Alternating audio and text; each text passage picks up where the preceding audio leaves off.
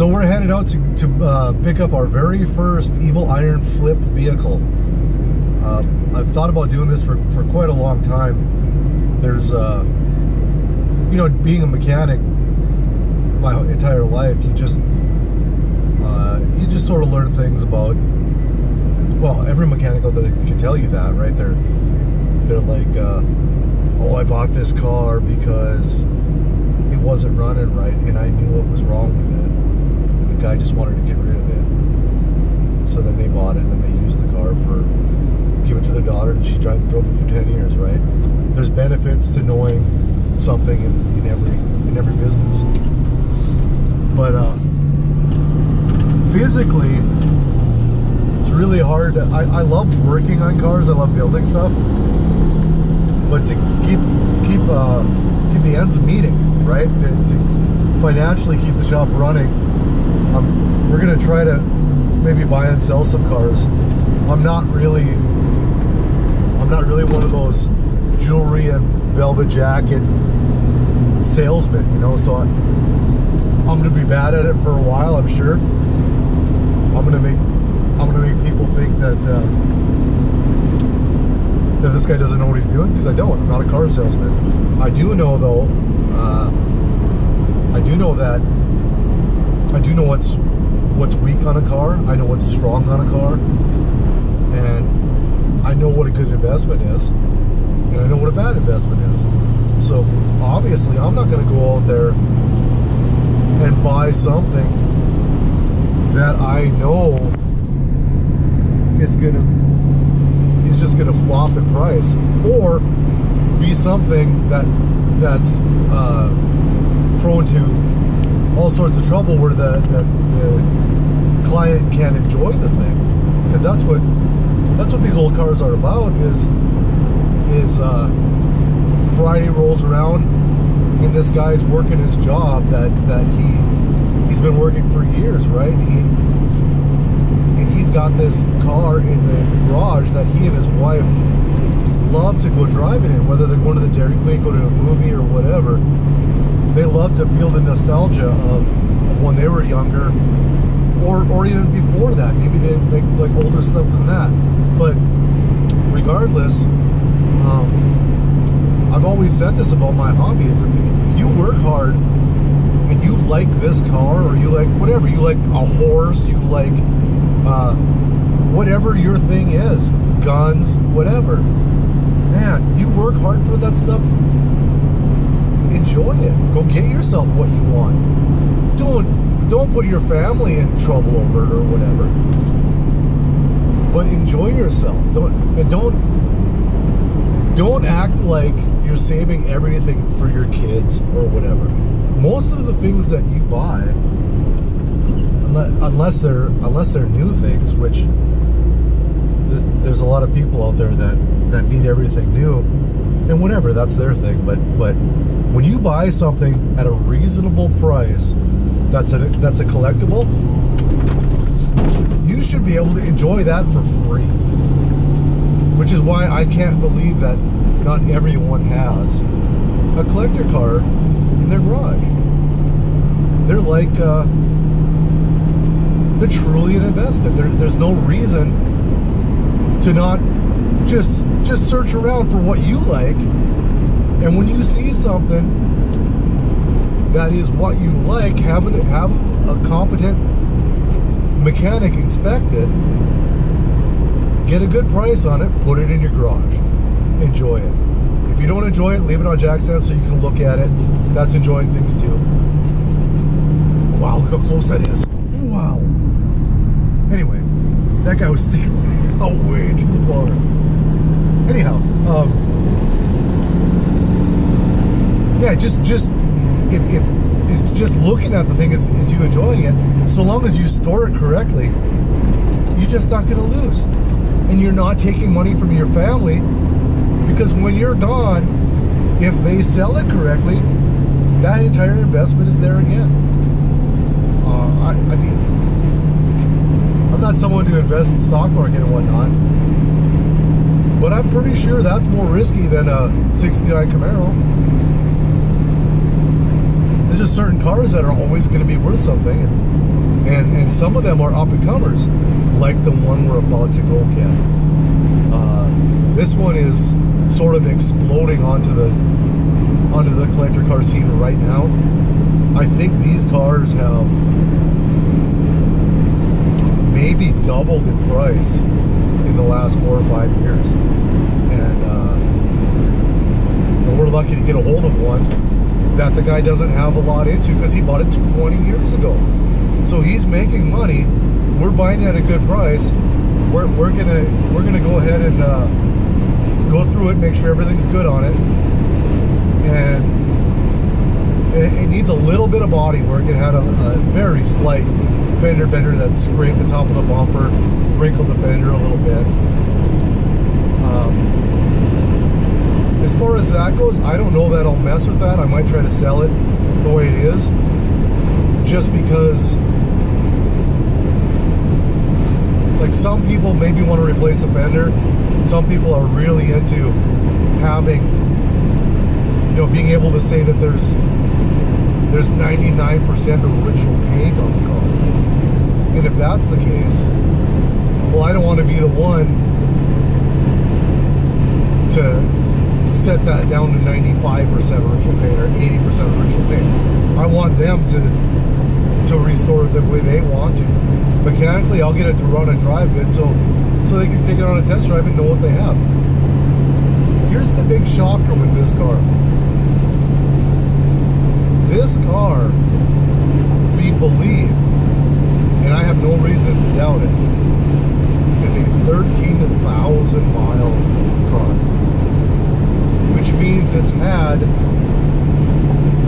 6 oil changes since 1973. I think there's probably cars out there that are like that. Maybe it was Grandma's car, so she didn't drive it too much, and Grandma lived to 100, and her 73 Impala is sitting there with 20,000 miles on it. So that's cool. That's cool in itself, right? But to find something that is fully optioned up, this is the car that people wanted in 1973. This is a muscle car that people wanted in 1973. And it has 13,000 miles on it. It gives a car guy goosebumps. We'll show it to you in about probably 5 minutes now. Yeah, it's right up here. 5 minutes away, probably. It's a friend of mine. Like I said, he's had it for 20 years, and he just has a bunch of cars, and I think he's probably the cars may be a little too new for him. It seems like as people get older, myself included, a car guy, the older the guy gets, the older his cars get. Like when I was in high school, oh yeah, I wanted a 70 Camaro, which I had, and I was that was already an old car, and then as I, and then in my 30s, then I was like, man, I really like those 60s, like a 409, like a drag car, one of those. Were they X11? That was a 427.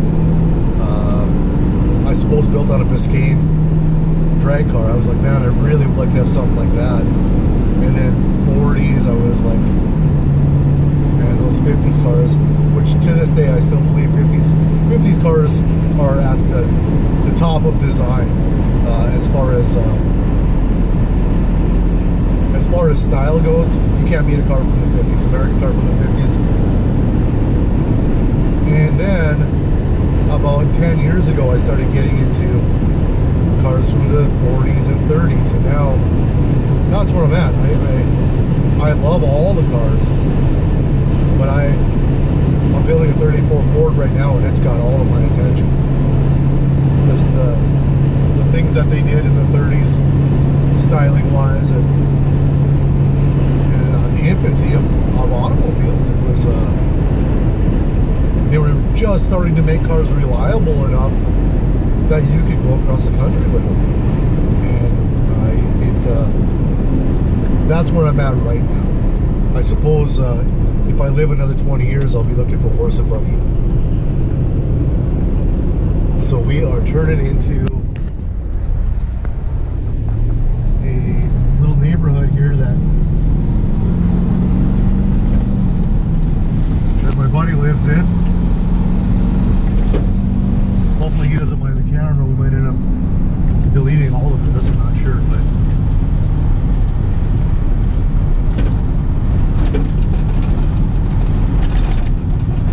Christine's doing some good camera work. She's going to go live on our Facebook page.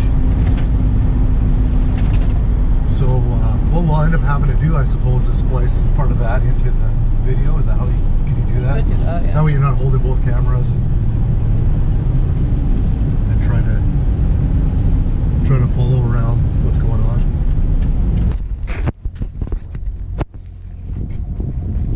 Beautiful day in North Dakota. We don't get many, especially this late in the year. It was like we hauled cars yesterday and it was mid-30s at best. Yeah, it was freezing. So we got, There's a lot of snow still there. yeah, and the roads are awful. So this is the door it's behind, which will be kind of a neat little. Here, Oh. as it's opening.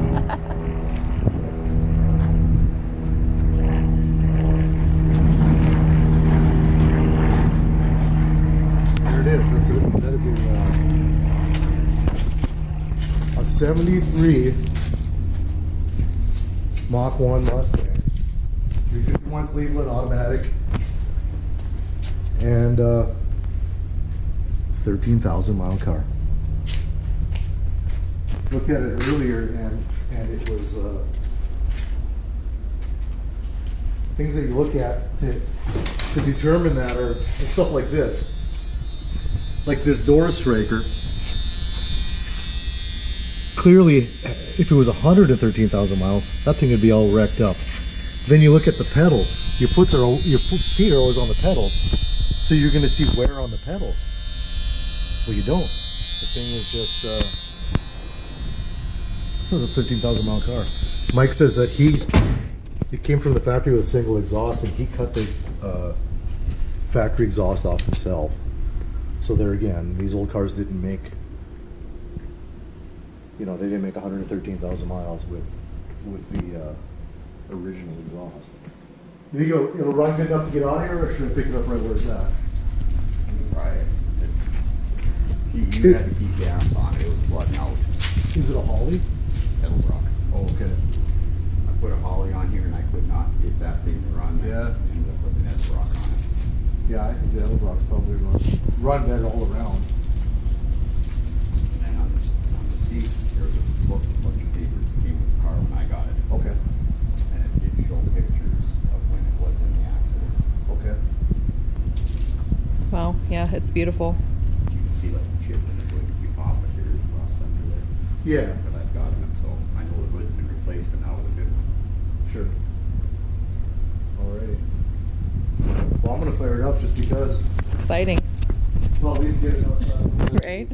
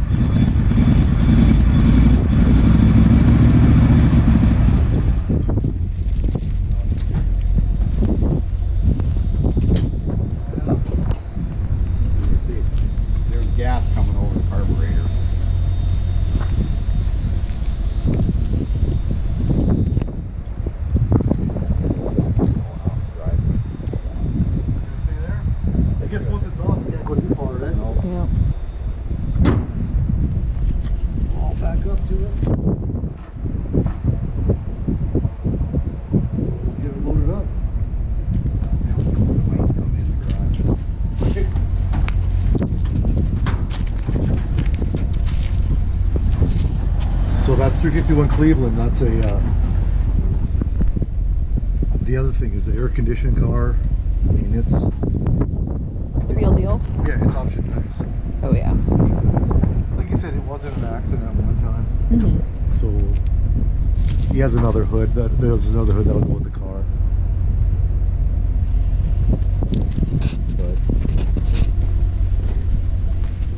But yeah, judging by the interior, there's no way that thing has a bunch of miles on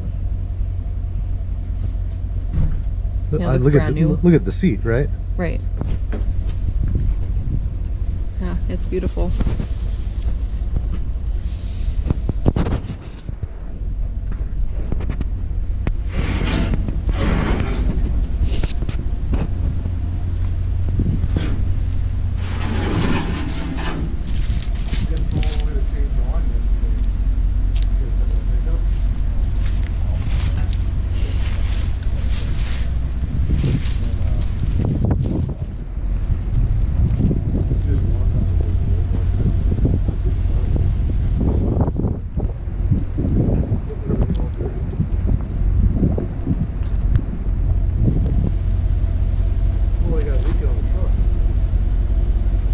Hopefully it's not brake fluid.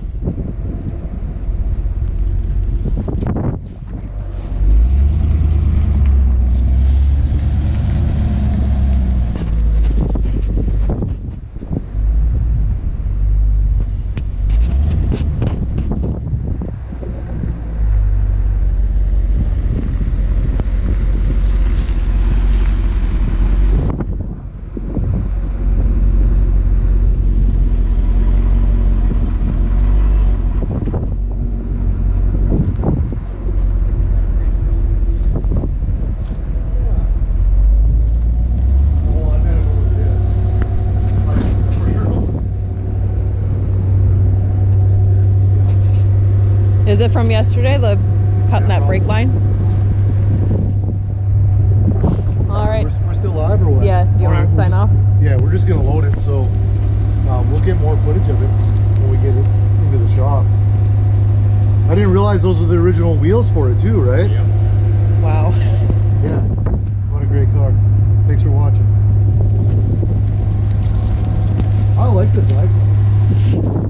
They look nice. Well, that was basically everybody, that's what he, that's how he played on. Yeah. Do you have one of these fenders or do you have?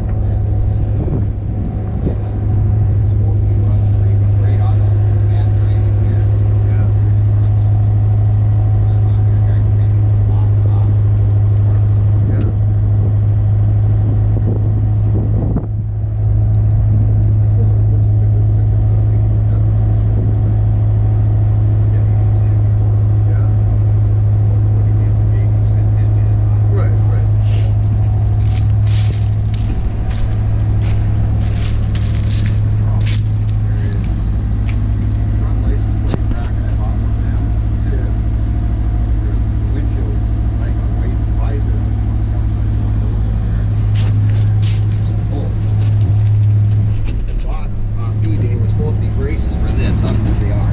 Okay. Balance, man. Me, it's loose. Yeah. Boy, it wouldn't take much just to make a really, really nice driver, right? Yep. I got some pictures of it. Okay.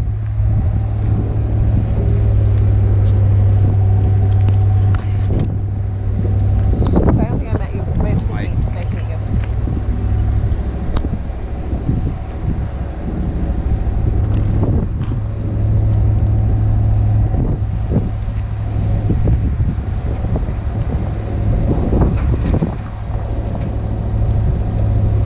With my clean jacket and elbow. Yeah.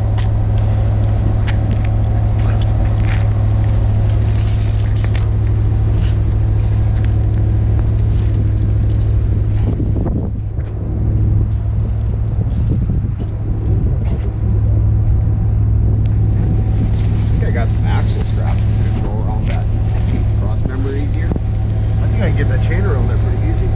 Hey.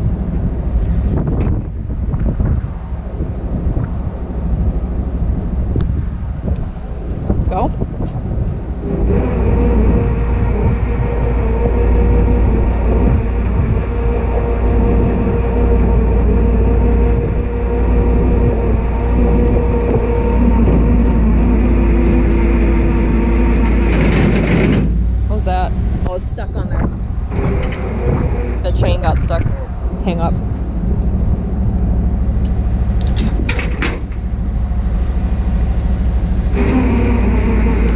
There we go. Maybe.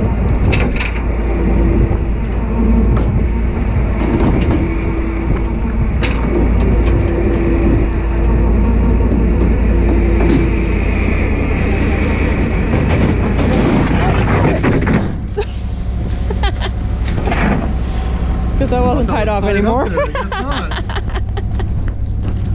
have something. Yeah. Right?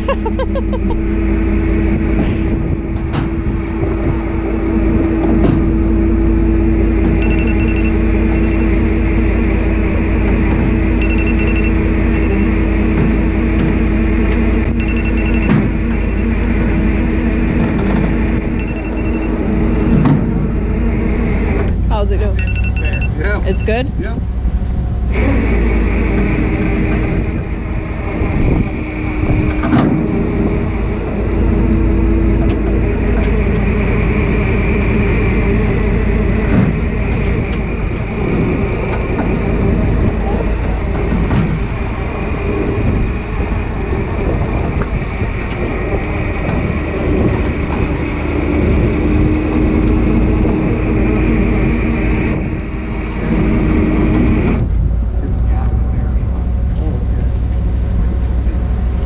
Flattened most of the way out, but not all the way because they're long. That's good.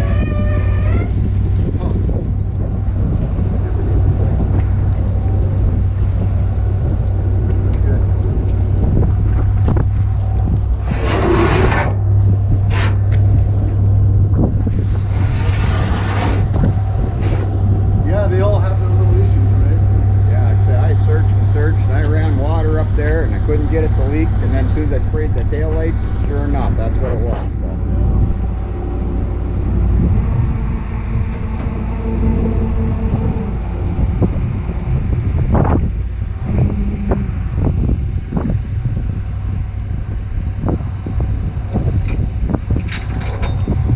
Did you get that paperwork out of the inside of it? It's in there, yeah. I got Okay. a little window.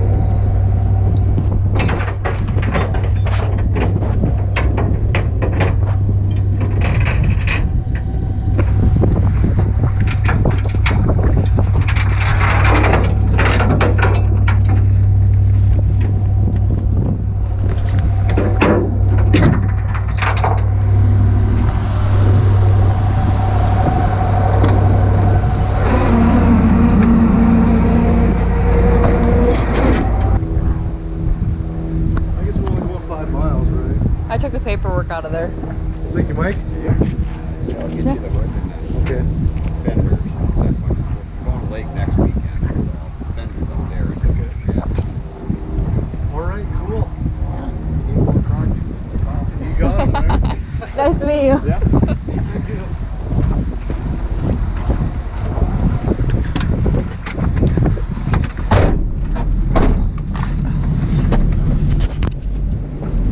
Needs a few little paint issues, but that's it's a 50-year-old car.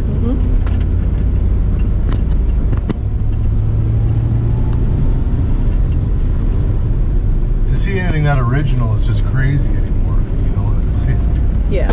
that's not in a museum or something.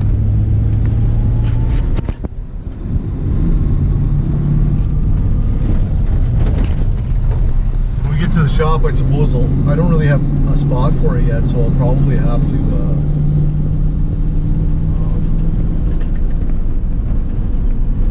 probably gonna have to leave it on the truck at least for tonight. It probably hasn't seen light in 15, 20 years. Awesome. But yeah, that's it for this video. Yeah, yeah. Yeah, well, make sure you subscribe so you can keep track of what's it's done to it. and we will hopefully we'll be doing this quite often, just trying to keep a little cash flowing. We're not trying to get rich off of these things, but we'd sure like to pay the rent. Have a good day.